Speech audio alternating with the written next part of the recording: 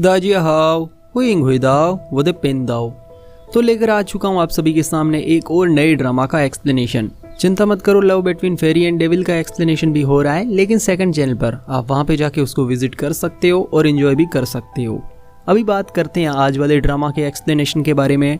ये ड्रामा एक Korean drama है और इसकी स्टोरी में हमें बताया जाता है एक ऐसी दुनिया के बारे में जहाँ पे सब कुछ कुंफू और जादू के हिसाब से ही होता है। ज़्यादा टाइम वेस्ट ना करते हुए सीधा आते हैं एक्सप्लेनेशन पर। कहानी की शुरुआत में हमें एक औरत को दिखाया जाता है जो एक गरीब औरत और उसके बच्चे को अपने घर पर खाना खिलाने बुलाती है। पर जैसे ही वो बच्चा और उसकी माँ दोनों खाना खाने लगते हैं तभी उन दोनों पर एक डीमन हमला कर देता है। वो डीमन उन दोनों को कुछ चोट पहुंचाए उससे पहले ही वहाँ पे एक इंसान आ जाता है और उससे फाइट करने लगता है। ठीक उसी वक्त वो औरत वापस वहाँ आती है और उस इंसान से कहती है कि ये डीमन मेरा बेटा है और इसको जान से मत मारो, इसकी जान को बख्श दो।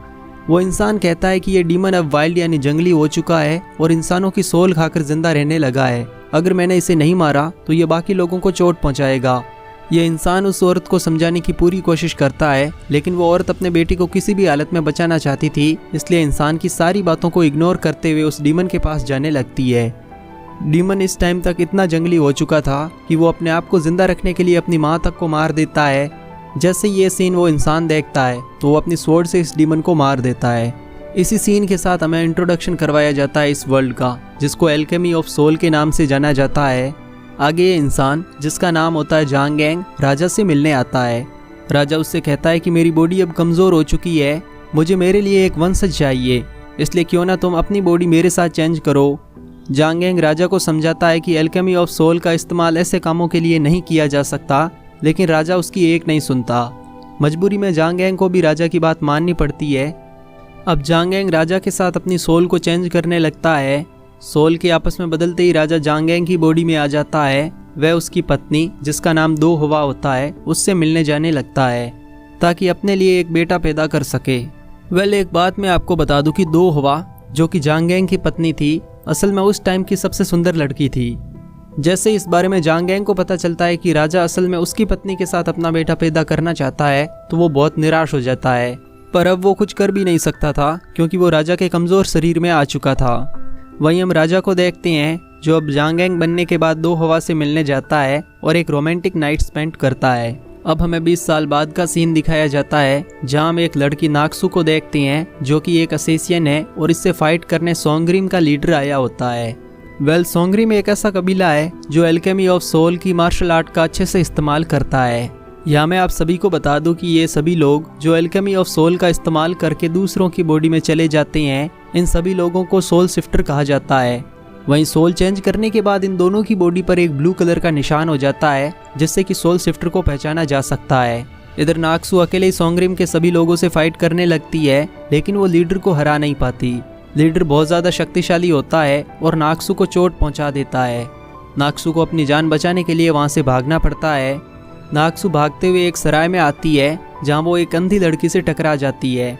वो जल्दी से किसी ऐसी लड़की को ढूंढने लगती है जिसके साथ अपनी सोल चेंज कर सके और लकीली उसे एक ऐसी लड़की मिल भी जाती है। वो उसके साथ अपनी सोल चेंज करने लगती है। वहीं लीडर भी तब तक नाक्सू को ढूंढते हुए उसी सराय में आ जाता है। वो जैसे ही नाक्सू की बॉडी वहाँ पर देखता है तो थोड़ा कन्फ्यूज हो जाता है।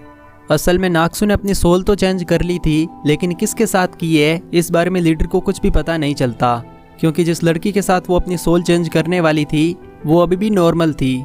उसकी बॉडी पर कोई भी ब्लू मार्क नहीं आया था, जबकि नाक्सू की बॉडी पर ब्लू मार्क आ चुका था, जिसका मतलब था कि नाक्सू ने किसी के साथ तो अपनी बॉडी चेंज की है पर उस लड़की के साथ नहीं।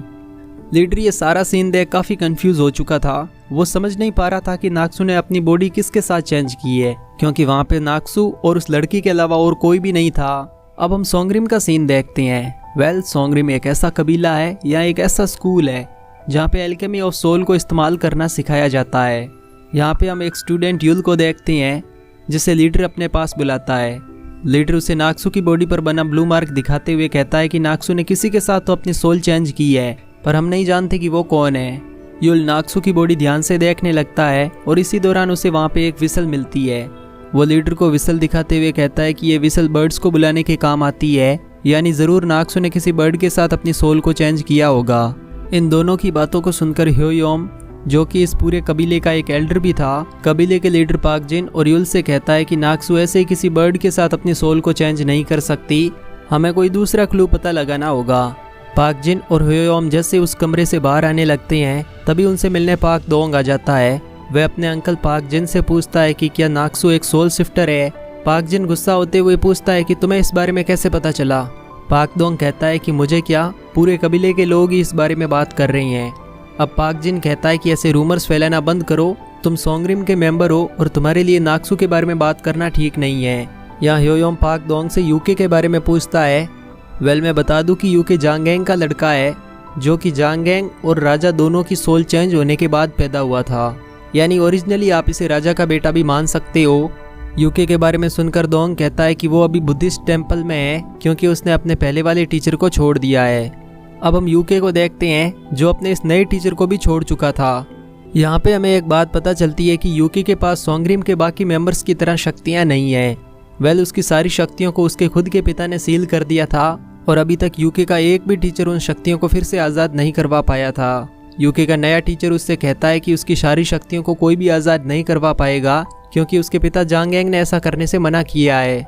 यह सुनकर यूके कहता है कि मैं किसी ऐसे व्यक्ति को ज़रूर ढूंढूंगा जो सबसे शक्तिशाली हो और मेरी इन शक्तियों को आज़ाद करवा सके। ये कहते हुए यूके अपने इस नए टीचर को भी छोड़ देता है।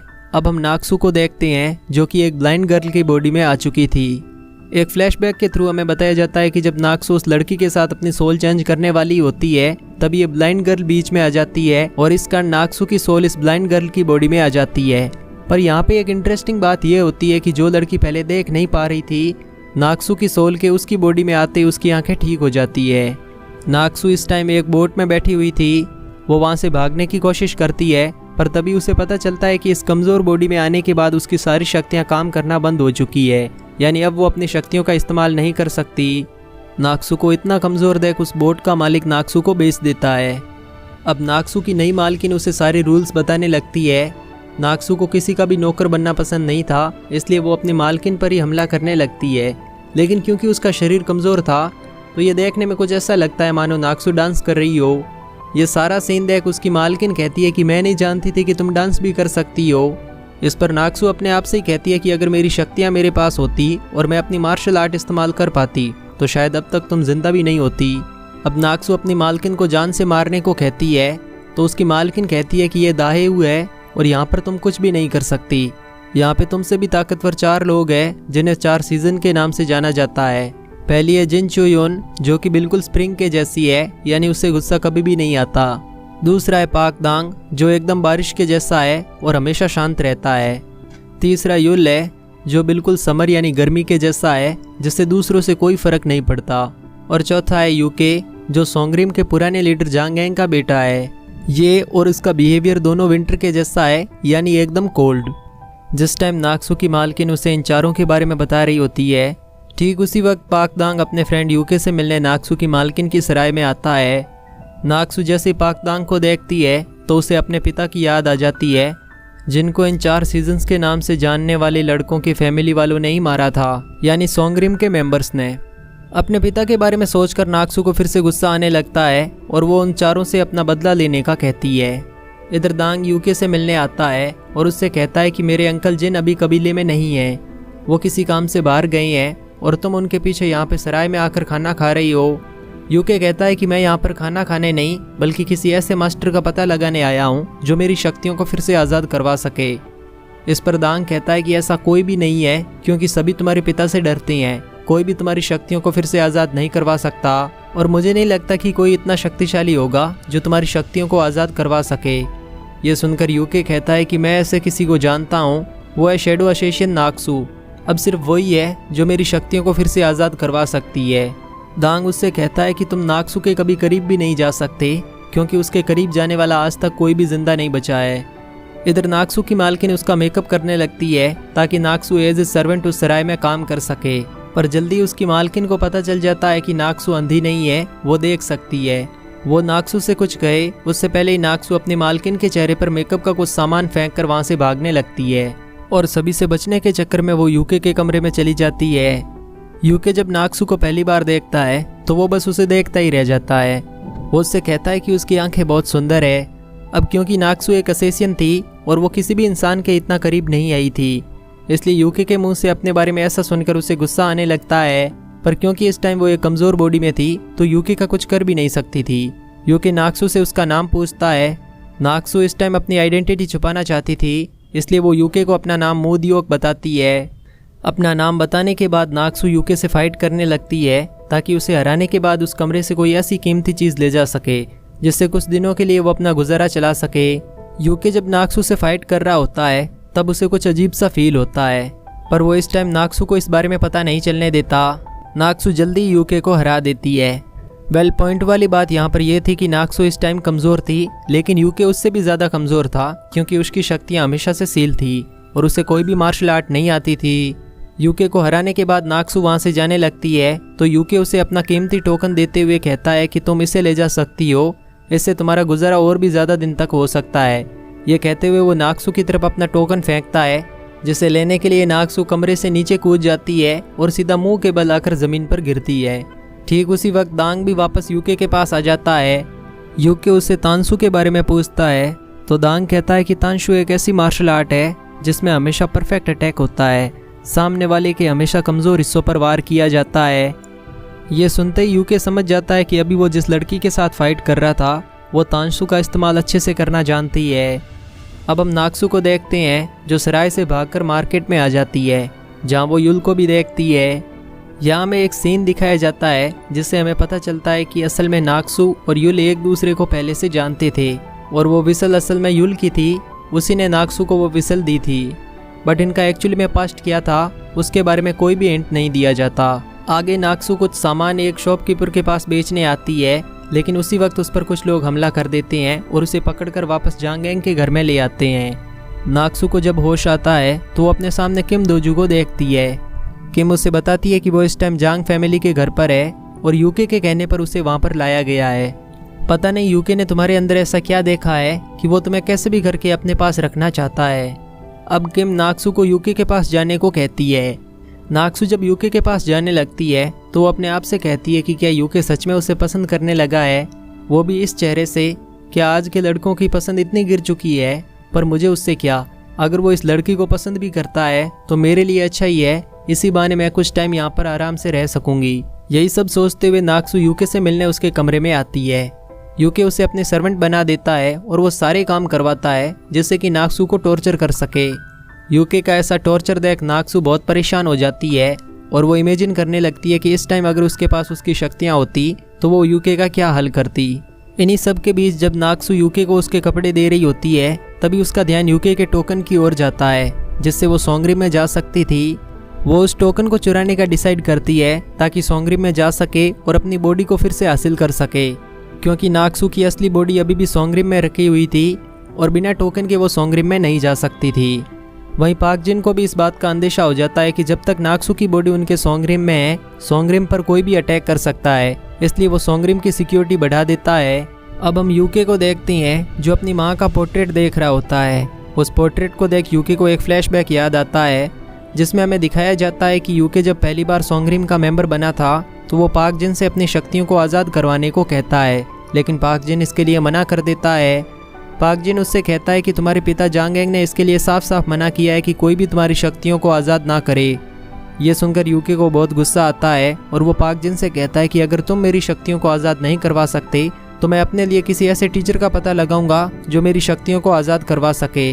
जहाँ एक तरफ यूके अपने माँ के पोर्ट्रेट को देख रहा होता है, वहीं दूसरी तरफ नाक्सु इस मौके का फ़ायदा उठाते हुए यूके के कमरे में आती है और टोकन को ढूंढने लगती है।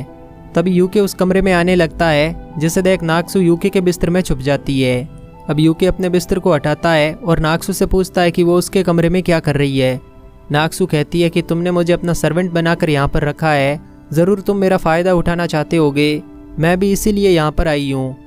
इतना कहकर नाक्सु उस कमरे से बाहर जाने लगती है। तभी यूके उसे रोक देता है और कहता है कि अब जब तुम इस कमरे में आ ही चुकी हो तो क्यों ना मुझे तुम्हारा फ़ायदा उठाने दो। ये कहते हुए यूके अपने कपड़े बदलने लगता है। यह देख नाक्सु डर जाती है और वो यूके से कहती है कि वो उसके साथ ऐसा कुछ भी नहीं करेगा, वो अगर उसके बारे में कुछ गलत ख्याल रख रहा है तो उसे छोड़ दे। यूके उसे कहता है कि वो उसके बारे में कोई गलत ख्याल नहीं छोड़ रहा, उसके कहने का मतलब है कि वो उसके नौकर बनने का पूरा फ़ायदा उठाना चाहता है। अब जाकर नाक्सू का कन्फ्यूज़न दूर होता है कि यूके का मतलब क्या था। नाक्सू यूके के सोने का इंतज़ार करती है और उसके सोने के बाद उसका टोकन लेकर उस कमरे से बाहर चली जाती है। पर नाक्सू के वहाँ से जाने के बाद हम देखते हैं कि यूके अभी तक सोया नहीं था, वो बस नाक्सू के असली इरादे जानने की कोशिश कर रहा था। अब नाक्सू उस टोकन का इस्तेमाल करती है, वह सोंगरिम में आ जाती है। तभी वो कुछ और लोगों को भी देखती है जो चोरी छुपे सोंगरिम में आ चुके थे। इन सबको दांजू यानी नाक्सू के मास्टर ने नाक्सू की बॉडी को लाने सोंगरिम में भेजा था।